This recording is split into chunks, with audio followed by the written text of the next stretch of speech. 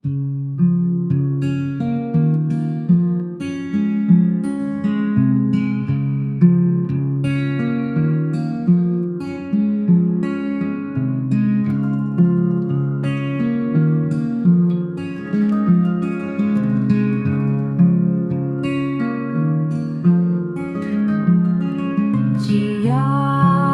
bilind, çiyayê mezin, wek bûkeke bi xemla sorî.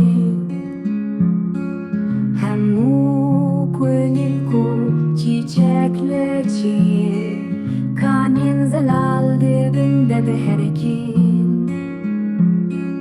Çiyayê bedew, çiyayê navdar, wek bûkeke bi xemla rengîn.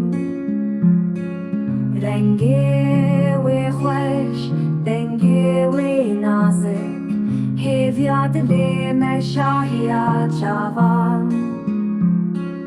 Lê heyran e, lê dildar e, lê heyran e qudreta xwedê.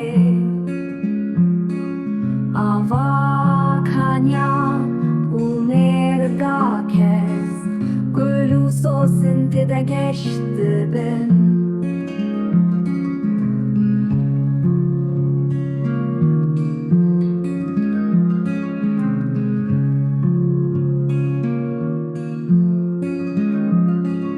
Çiyayê me yê bilind û serbilind, sêwî digihîje ezmanan.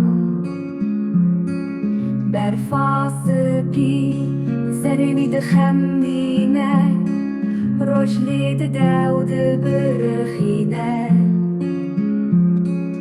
Lê evîndarim, lê dildarim, lê evîndarim, ez her dem hêvîdarim.